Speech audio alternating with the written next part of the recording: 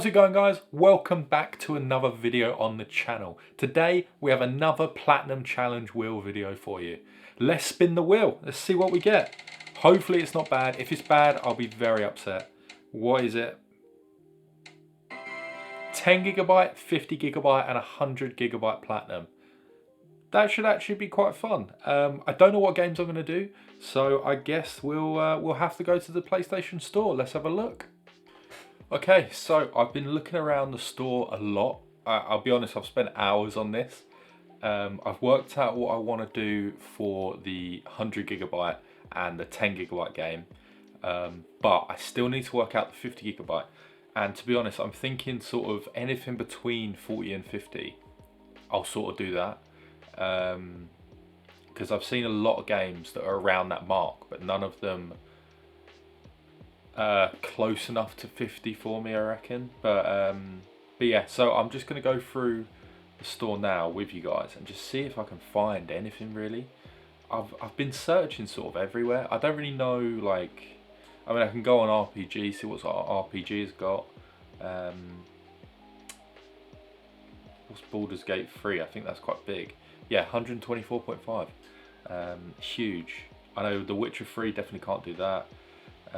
Outer Worlds 2, 77.51. It's not great. If it's just above 50 as well, I will do it. But yeah, so let's get down here. What's Expedition 33?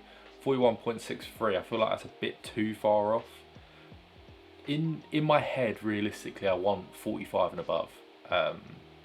Even though I've said 40 to 50. But that could be 53.96 isn't bad for Outer Worlds, but then it's only that big because it's the Spaces Choice Edition or whatever it is. So yeah, I'm kind of stuck, guys. I don't know what one to do. What is it? See, normally it's 20 gigabytes. To be fair, that might be because it was a PS4 and PS5 game. I've found that a lot as well.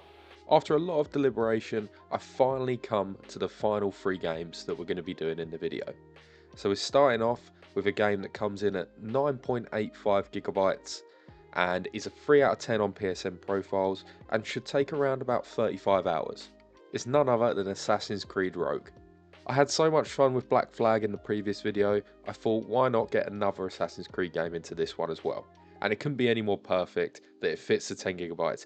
And as well, it's got a similar gameplay to Black Flag.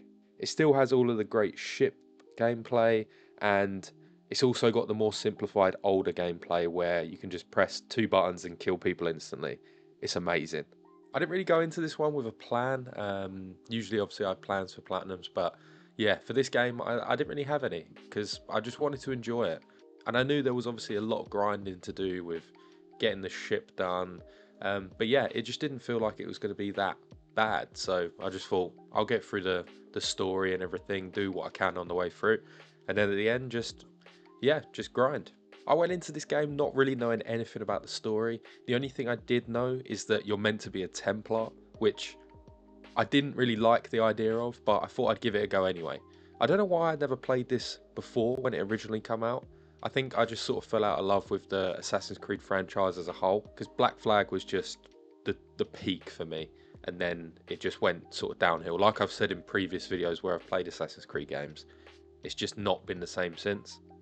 But hopefully this one can sort of change my mind, and I do sort of want to play more of the Assassin's Creeds again, because playing Black Flag just made me realise like what I like about the game and what I like about the whole like sort of franchise. The newer ones do obviously bring it down a bit, but I think I really want to do all the old ones again. And with the fact that Black Flag is getting sort of remastered, but not, it's going to be released as Black Flag Resynced or something, just taking away all of the real world gameplay. And that is by far the worst part of the game, but so it should be amazing. Hopefully that comes out early this year and I can just smash through that as well. So you start out as a character called Shay Cormac, and you're actually in the Assassin's Brotherhood, which again is another thing I didn't actually realise. But yeah, let's get into the game. So as I mentioned, you start as an assassin. Well, you're sort of training to be an assassin at least. And you're asked to take out some higher ranking Templars. The first main Templar you need to assassinate is Lawrence Washington, who is George Washington's older half-brother. He's a very sick man and quite clearly seems like no threat to anyone. But yeah, Shay has to kill him anyway. After killing him, Shay starts to question things a little bit and is shut down quite quickly by his Brotherhood's leader and his mentor, Achilles. You're now asked to assassinate more Templars and get manuscripts and a precursor box, which helps you find the location of precursor sites. It may seem like I'm skipping through quite a lot of the story, but to be honest, the story of this game is kind of short, so I promise I'm not actually missing out a massive amount anyway. So once you've done all this and locate the precursor site, you head straight to Lisbon. Once here, one of the best missions in this game ensues. First you have to find the entrance to the precursor site, and I fell a couple of times from the ceiling. It's honestly not my fault. In these older ones, like in these older Assassin's Creeds, the climbing and the jumping mechanics, they're just weird sometimes. It has absolutely nothing to do with me trying to run and jump in the completely wrong direction. I'm having none of that. So we find the entrance, find the precursor artifact, and that's when it all goes wrong. After disrupting the artifact, it causes a massive earthquake, and you have to escape Lisbon while the whole city is being destroyed by this earthquake.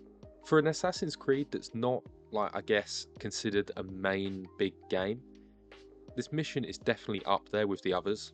The way you run through the city and how cinematic it all is, it feels like it's something out of a movie rather than an actual game. I'd recommend playing this game just so you can complete this mission, to be honest. Once you make it out of the city and back to the assassin's hideout, you confront Achilles and the assassins, saying they have no idea what they're doing with these artifacts and that they're being reckless and putting innocent lives at risk. So that night, Shay decides to steal the manuscripts and the precursor box as well, and tries to escape. On the way out, you're discovered and then you're chased until you get to a cliff. And when you trying to jump off the cliff, you're actually shot in the back by, you think it's Liam, but we find out who it is later in the game. The screen turns black and then you're thrown into a memory that is in a significant amount of time into the future, where you're helping Benjamin Franklin do something. Once you complete this mission, you're awarded the End of Youth trophy for completing Sequence 2. I made my way through more of the story and I was even able to pick up a couple of random trophies along the way as well. I started off by completing every activity in a single location for the Own trophy. I survived a reverse boarding for the Defense First trophy. That's actually a new ship battle mechanic they had in this game. I thought it was quite decent, although you do take a bit too long to stand up once you get hit by their boat. That's probably my only sort of like pet peeve with that mechanic. I broke through 500 meters of ice for the Icebreaker trophy, and finally I harpooned a narwhal for the Unicorn Slayer trophy. And it's also coincided with me finishing Sequence 5 of the game. To catch you up with the story, you basically are saved by Templars, and you're trying to stop the assassins from causing more of these earthquakes. And you have to basically kill all of them. You've already killed a few of your friends at this point from the first couple of sequences, and the last person that you kill in Sequence 5 is Adewale, your first mate in Black Flag. I believe he also has his own game, I think, but I'm not massively sure. I haven't played it either way. The next day I knew I only had one more sequence to go, and I just focused on getting that done. It was nice to see in the final sort of sequence that Achilles actually agreed that Shay was actually right all along, and that the assassins going after these artifacts was wrong, and they can cause major destruction. We then have to kill our best friend from back in the day, Liam. But it ends in an epic fight, and we both fall down an icy waterfall.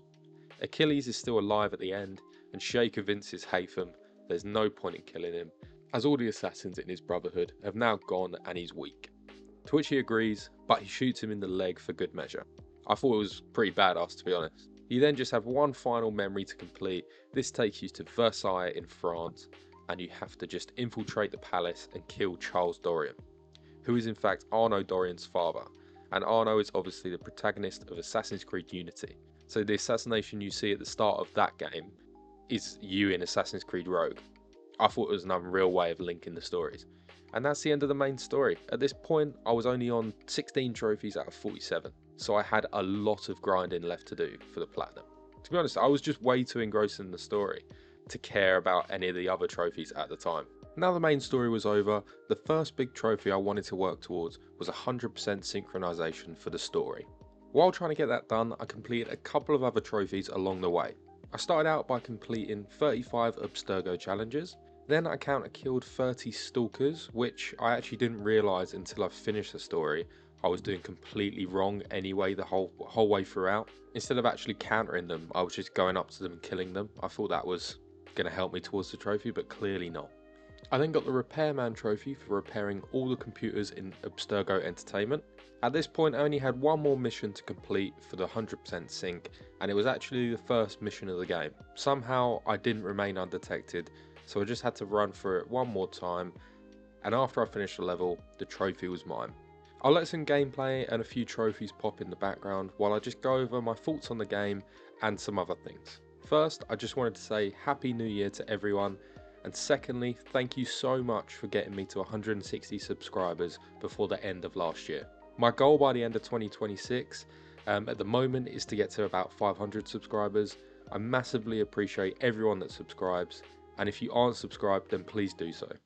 There's going to be so many more videos like this one and then others throughout the year.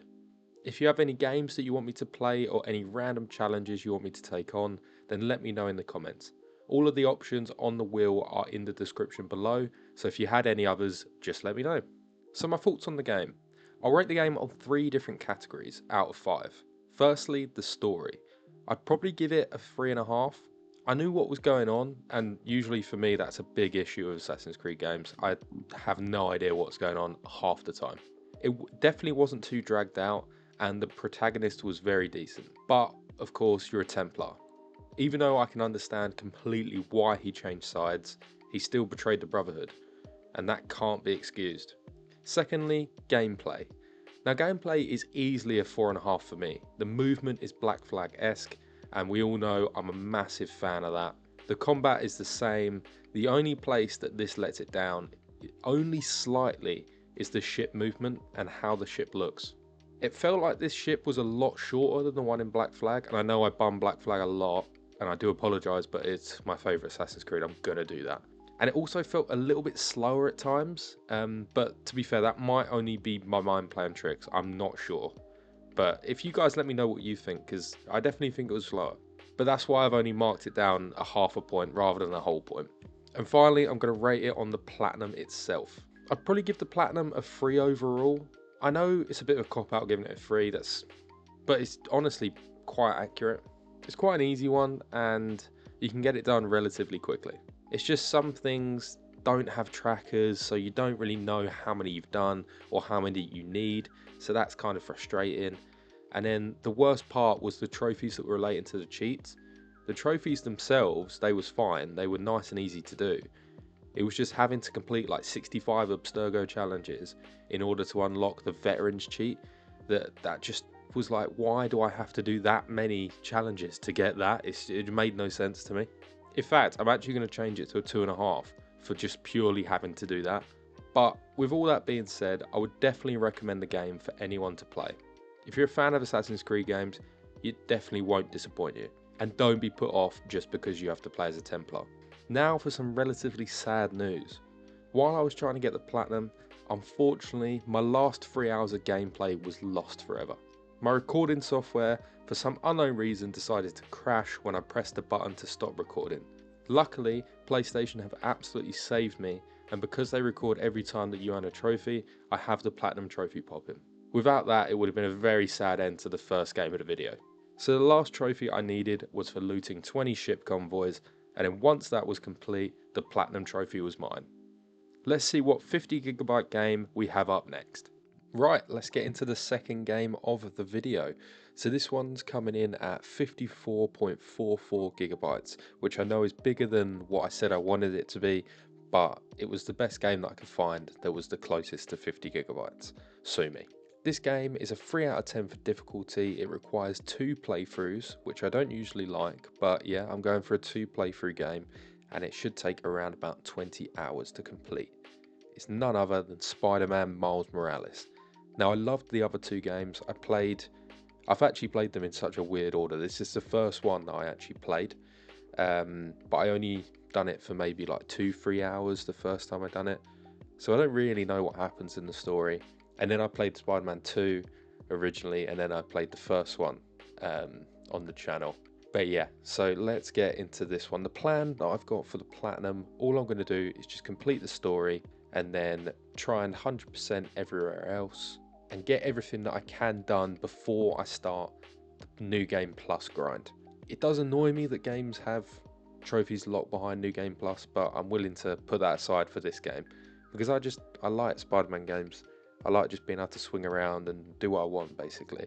So yeah, enough waffling, let's get straight into the platinum. The game starts off basically where the first one ends, but you and the original Spider-Man are now working together. They start out by trying to escort one of the villains from the first game to the raft. It turns out to be Rhino, and he manages to escape captivity, and both the Spider-Men need to stop him. In this mission there's actually 2 trophies to get, and one of them is missable. It's extremely hard to miss it, but it's missable nonetheless. When you have to ride Rhino, you need to smash into 15 objects while in the shopping mall, for the Like a Rhino in a China shop trophy. This was in fact my first trophy of the game. And then quickly after, once you finish the running part of the mission, you receive another trophy for riding Rhino through the mall. The trophies were flying thick and fast at this point, unlike Assassin's Creed Rogue. The first few trophies in that game took me a few hours, but I got 2 in this game in the first 10 minutes. And it didn't stop there. Once you defeat Rhino, you're then given a new spider suit by Peter, and you receive the Gift from Pete trophy. Quickly after that, I earned 2 more trophies. The Punching Pixels trophy for getting spectacular or better in a spider training combat challenge, and another instantly after called Mod That Suit trophy for, you guessed it, crafting a suit mod. It was then on to more story. For those of you who don't know, the main gist of the game is there's a company called Roxxon. They're trying to do good things for the community, but you quickly realise they're actually just doing the worst things possible, and that their renewable energy source is killing people. While this is going on, there's a new villain called the Tinkerer going around causing trouble, mainly with things to do with Roxxon. And as well, your childhood friend Finn also comes back to town. I think we all know exactly where this is going, but I won't ruin it for you just yet. The Tinkerer is part of a gang called the Underground. They've been about for a while, but they've always just been a bit insignificant. Miles' mum is also running for a seat on the city council. She also does not like Roxxon at all, and she thinks they're up to something very weird. Oh, and I almost forgot, Peter goes on holiday with MJ for work, so Miles is the only Spider-Man there to protect the people. And it's also Christmas, so it's all snowy and cool. I guess that gives you a bit of a better overview of the story. Now for some more trophies. Early on in this game, I was focused on the main story, and I quickly found myself infiltrating the underground in Kingpin's old gaff. There's a very cool mission where we have to follow Finn into Kingpin's vault, and then we end up having to fight our way out. It was a very cool mission. And while I was getting that done, I actually earned 2 trophies. One called from downtown for using a Venom dash to throw an enemy into a group of enemies, and then one for completing the mission called True Deception.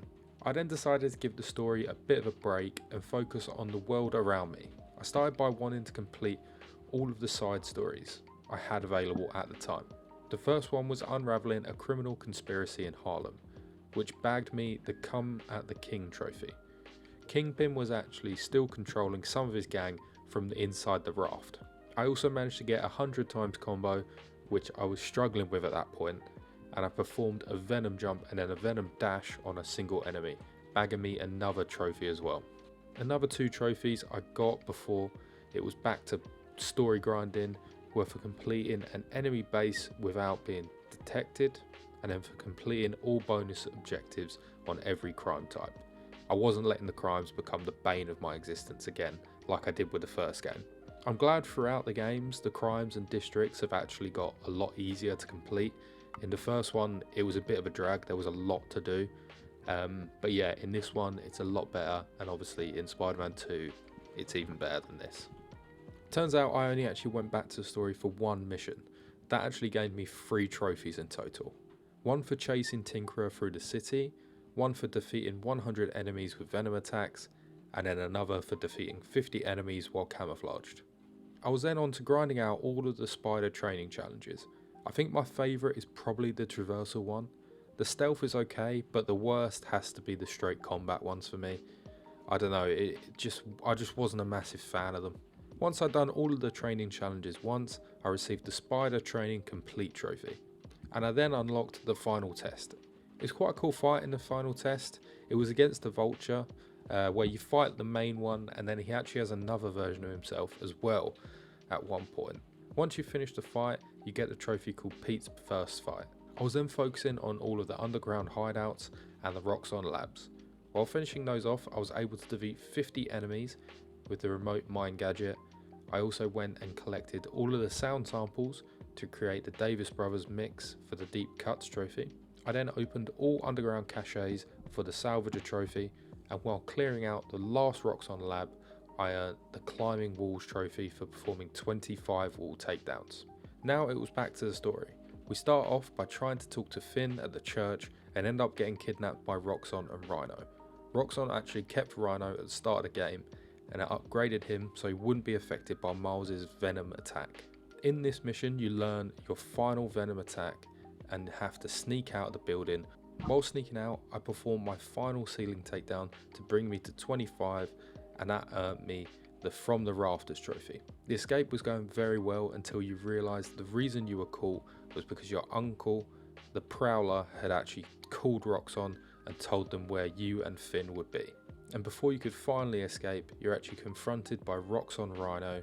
I'd say that this fight was cool, but it's definitely not an epic one, I don't think. The Roxxon Rhino had some really annoying moves, like when he made the burst of energy go in like 4 different directions, and as soon as you touch it, it just takes away health. Some of the enemies at this point were just BS really. Anyway, we fight Rhino, break in his new armour, and finally defeat him and earn the Exploding Bulldozer trophy. But before we leave, while I'm trying to download evidence that proves the head of Roxxon is evil, Rhino goads Finn into trying to attack him. And obviously, us being Spider-Man, we have to stop her and save Rhino. Finn then blames Miles for everything and won't listen to him about the changes that Roxxon have made to the reactor. If she blows the reactor, then the whole city will blow up. After Ganke finds you and takes you home, your mum then finds out that you're Spider-Man. It's a bit obvious at this point, but there's a heartfelt convo, and yeah, she now knows. On the way to the next mission, I got a trophy for crafting 10 upgrades, and then we were actually captured by the Prowler. You get to fight the Prowler, and to be honest, I think it was a lot better than the Rhino fight. That's just personal preference, I think. A lot of people probably think the Rhino one's better. I just enjoyed the different stages more and thought it was probably a little bit more challenging than the Rhino one. Anyway, once you defeat him, you receive the Family Drama trophy. I was now on to the final mission of the game. Don't get me wrong, the game's obviously decent, but the story is kind of short. I'll go into that in a bit more detail later. You start out by walking through yours and Finn's past. There's another missable trophy here, where you have to beat Finn at the rocket launch minigame in your memory. It's nice and easy to do, but equally it's very easy to miss. Once you make it through the memory and find Finn, you earn the Shared History trophy. We then fight our way through Harlem, where both Roxxon and the Underground are fighting it out. Once we've defeated them all, we make our way to Roxxon Plaza, where Finn is going to blow up the energy core. This is by far the best fight of the game. I like the fact that it was cinematic. I also like the fact that you could run around and do what you want kind of thing. It felt like it had the best bits of Spider-Man 1 with the more cinematic and predetermined fights, and the Spider-Man 2 do what you want and wing how you want kind of way. I especially like the last sequence where you're dodging those like massive spiky wheels. Those were pretty awesome. After a very heartfelt cutscene where Finn ends up sacrificing herself to save everyone, and then Miles' mum and his neighbourhood protect him from the media so he can escape, you receive the ultimate sacrifice trophy for saving Harlem. And that's it. That's the end of the game. What a game it is. I spent more time than I needed to spend, but that's just because I enjoyed just doing random things like swinging around and exploring and doing different objectives, which has actually helped me at this point because I now have a lot less to do before having to complete the game in New Game Plus. I started out with 2 nice and easy trophies. I scrolled the entire social feed at the end of the story for the socially acceptable trophy, and I applied a sticker and customized lighting while in photo mode for the JJJ Would Be Proud trophy. All I had left was to collect all of the postcards and finally 100% all districts. And so that's what I did. I spent about 10 minutes going to all of the different postcard spots and finally earned the Memory Lane trophy. And then finally, I went to the bodega as my last side mission of the game and earned a new home trophy for 100% in all districts. I now only have 4 trophies left, one for purchasing all suits, another for unlocking all skills, completing the game in New Game Plus, and then one final one that I end all of the Spider-Man games on. If you've seen my previous videos, then you'll know what that is, but I'll obviously tell you guys later. I'm not going to bore you with more of me talking about the gameplay that's in front of you. Instead, I'm going to bore you by reviewing the game on the same 3 categories as the first game as well. So the story, I'm going to have to go with a 4. The story is very solid, albeit slightly predictable at times, but the missions were engaging and quite fun. You can see Miles grow throughout the game, which I think is very cool. It's obviously quite short, and the fact they originally priced this game the same as like the other ones is a bit of a joke in my opinion. If anything, it's more of a DLC, so they should have charged maybe 20 quid for it. I don't think it's worth 50 to 70. Luckily though, I got it for free personally.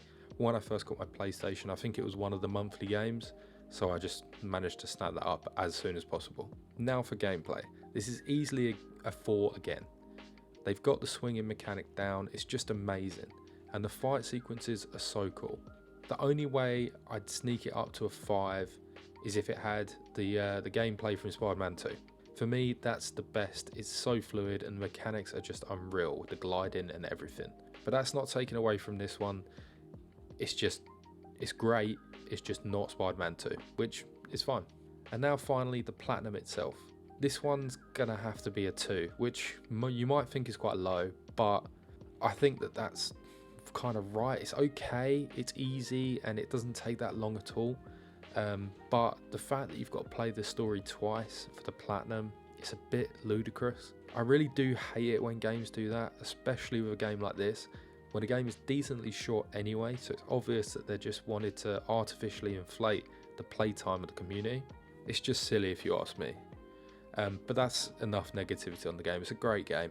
I finally finished up the New Game Plus and earned the Plus Plus trophy. Now we just had the final trophy left. I needed to pay respects to Jefferson Davis's grave in Harlem.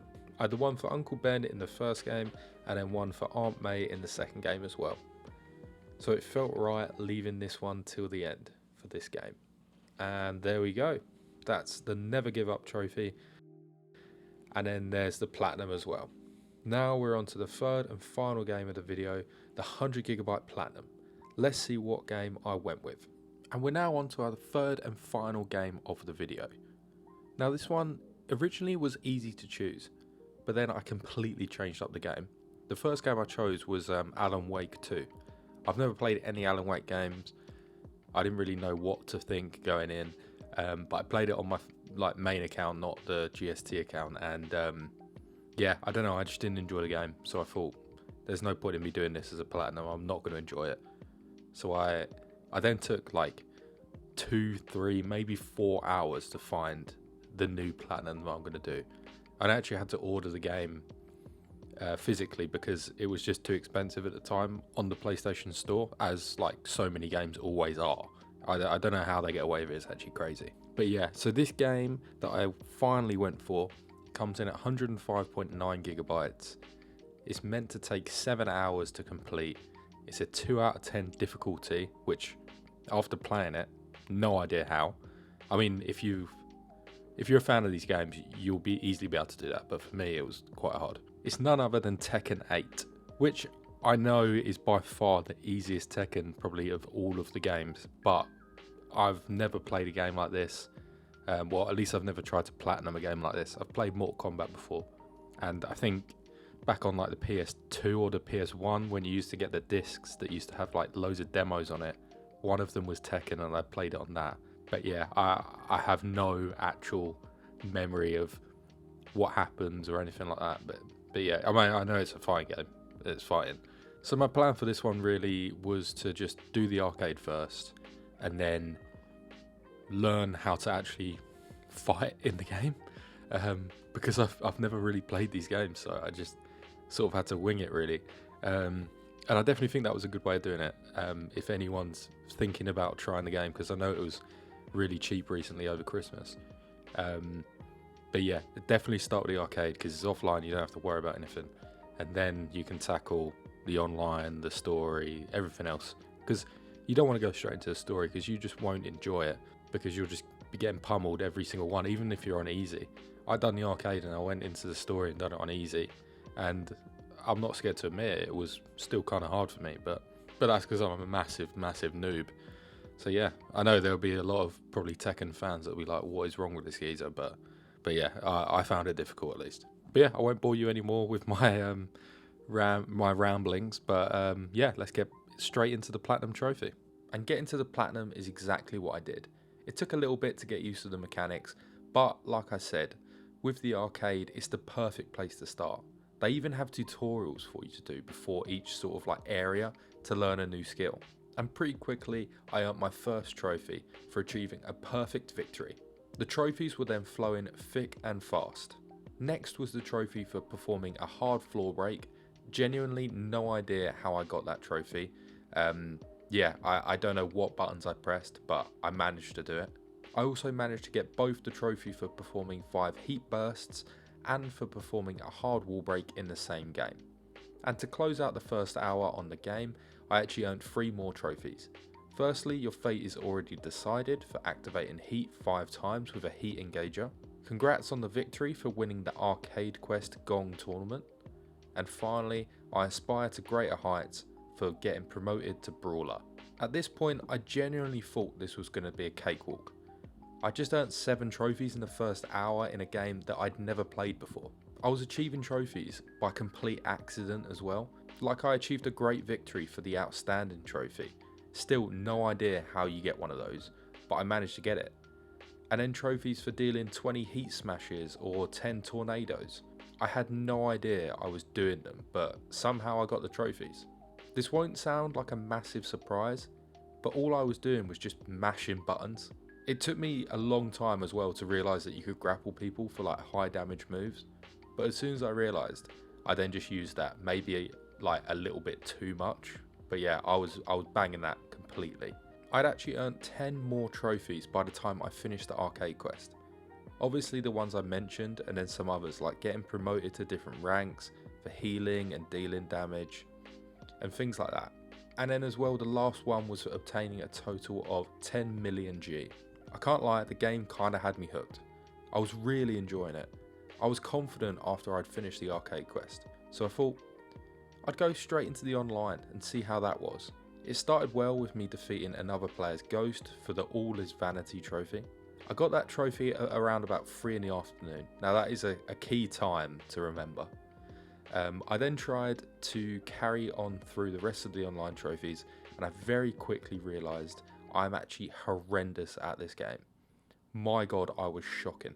I'm still shocking at this game, but I'm nearly halfway through the platinum at this point, so I can't stop now. So I carried on, game after game, waiting in practice sessions after practice sessions. This also actually earned me the No Pain No Gain trophy for dealing 2000 damage in practice mode, so that was helpful. But yeah, the next trophy I got was for playing 10 online battles of any kind. I'd lost all 10 of them. It was so demoralising. For my opponents, it must have been like when your younger cousin first starts playing FIFA back in the day, and then you just smash them 20-0 in the first half and they run off crying. I was basically that little cousin to them. But this all changed after I entered the game with a man called Ricky. This man took me to the 5th round of the fight. We were both on 2 wins out of 3. I'd got to this point by now a few times, but before I'd lost every single time. But this time I just felt different. I felt like I'd got better at the game. I got Ricky's health down a decent way. It looked like I was going to smash him, but he hits me with a rage art. That's like genuinely the worst thing that could have happened to me in that moment. I'm just trying to win the fight, bro. Don't do me like this, man. Ricky wipes out over half of my health. All I've got to do is hit Ricky twice, maybe 3 times, and then the trophy's mine. I can almost taste it. Low spin kick, I get hit. Low spin kick, it lands. High kick, bang, Ricky goes down, and I win my first ranked match. I was so gassed at this point. What a moment for me in this platinum. It felt like a turning point, to be honest. Then I looked at my recording software, and I realised I'd been recording for 3 hours. So I obviously got my first trophy at 3 o'clock, it was now 6. It took me 3 hours to earn that one win, and I've still got to get 2 more games as well. And before you ask, I stuck around in that game and let Ricky beat me as well, just in case he was going for the platinum as well and needed that win. To be fair, after this point, the online trophies were a little bit easier. Shout out to Rims_15 in the lobby for the player match. I asked him if he could help me out and let me win, and thankfully he obliged and gave me that one. And then pretty quickly after, I was also able to win a group match for the Please Don't Tell My Father trophy. Overall, the online trophies took me around about 4 hours to complete. I definitely think that's worth a like, guys, honestly. I lost so many games. I don't think you understand how annoying it was. Once the arcade and the online were done, I went straight into the story. I thought this was the best time to do it as I needed a little break from everything, and the cutscenes were pretty cool. Most of the trophies are story trophies, so I won't bore you with them, but I also earned the You Think You Can't Stop Me, You Think You Can Stop Me, trophy for performing 10 heat dashes. Then at the same time, I earned both the trophy for achieving a 30 hit chain during Operation Rebellion in The Dark Awakens, and then the trophy for dealing 70 plus damage in an air combo. That trophy was one of the ones I was honestly most worried about. I was shocking at keeping players in the air long enough to actually deal loads of damage. And to be honest, even now I have no idea, watching it back, how I even got that trophy. But was I complaining? Absolutely not. Another trophy I had no idea how I got was by performing a floor blast. Again, button mashing just saved me here. And then I was at the end of the story. And for some reason, there's a trophy for both beating the villain and then also letting the villain win. But you can't let him win at any point, it has to be at the final fight. So I done that and then I was finished with the story. Only a few more things left to do, and one of them was Super Ghost Battle, so I went straight into that. I started by earning the Fists Reveal the Fighter trophy for fighting my own ghost. I then didn't really know what I was doing, so I just had to find a guide on YouTube. Then I realised that all I had to do was fight the hardest on, and then fight the easiest people 9 more times. So I started by earning the Godfather trophy for beating Harada Tekken. Then I realised while I was fighting the easy people, I haven't got some easy trophies yet, and that's just because I was arguably using the wrong character. Now to this point, I'd mainly just played as Jin, and then once I used the wrestler, maybe once or twice, because someone absolutely ruined me with him online, so I thought maybe he was probably the best character to use. I was very wrong. But then for the trophies I needed to do, I saw that Lily was actually the best person for. So I started using her, and I quickly realised, why on earth have I not been using her the whole time? She's so powerful, man. And you can kick people into walls and through floors with her like so easily. It made the next few trophies a walk in the park. I started by getting the How Do You Take Your Coffee trophy for reaching the lowest area of the Ortiz Farm stage. Then in the same fight, I performed a Wallbound for the Sorry for Getting Rough Back There trophy. And finally, I earned the Resume Mission trophy for performing a Wall Blast. At this point, I realised as well this was a perfect time to farm Rage Arts against the easy characters.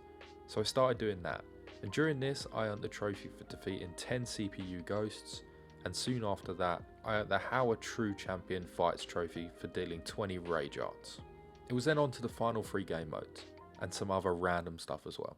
I started with the arcade. I thought this was quite fun. It was just 8 fights and then you get a trophy. Yeah, I thought that was really decent. And then Tekken Ball. I think this would actually be really fun if you was playing with one of your mates. Unfortunately, I had to play against a computer and they're just a little bit stupid the whole time, so it didn't really work that well. But I got the My Moves Are Way Faster Than Yours trophy and then swiftly went into the next area of the game. I completed 5 combo challenges for the Do You Want to Learn Martial Arts trophy. This was really easy. I just used 5 different characters and then done the same easy challenge to get the trophy. I practiced with the tips on in Replays and Tips for the This One's in the Bag trophy, and then I was finally onto the character episodes, which to be fair, one of my favourite parts. I used characters I otherwise wouldn't have used, and I enjoyed using like all of them. They were all really decent. Lily was by far still the best in my opinion. Anyway, while I let a few of the character episodes play in the background, I'll review the game like the others. Okay, so story. I'll give that a 3 for me. I didn't really know what was going on most of the time. That's purely probably just because I haven't played the games before. I'm sure if I'd understand everything that went on, but the visuals were amazing and the cutscenes were very cool as well. So I think a 3 is quite fair. Now for gameplay. I genuinely think I'm going to have to give this one a 4. I really enjoyed it. It's my first proper Tekken and it's extremely noob friendly. I know hardcore Tekken fans probably won't like the fact that I say that, but I think anyone that's been thinking about playing a Tekken game but hasn't because they presume it's going to be really hard, play this one. Yes, obviously there's some challenge and it's actually still quite fun to do, especially when you overcome it. There's a reason these games are so popular. Definitely give it a go. And now finally, the Platinum. Easily a 3.5 for me. The online trophies are there, but in the grand scheme of things, they're really easy. You have to win 3 games and play 10. Much easier than any other game that I can think of that has online trophies, especially fighting games. The Platinum makes you play all of the different game modes, so you can experience absolutely everything. And nothing is too much, if you know what I mean. You're never thinking, oh, this is dragging a bit or this is just taking too long. So yeah, I think a 3.5 out of 5 for me definitely is the right score. Okay, enough of reviewing. The final character episode I finished off was with Lily. You can see exactly how strong her kicks are in this final fight. Anyway, I finish off the final character episode and there's the Power Isn't Everything trophy. And finally, there's the Platinum trophy. A fight is about survival. Thank you guys so much for watching. I really appreciate it. If you want to leave a like or subscribe, that would be great. I'm trying to get to 200 subscribers by the end of Jan. So if you guys could get me there, I would really appreciate it. If you have any games or challenges you want me to try, then let me know in the comments. I hope you enjoyed the video. Have a great day. Safe.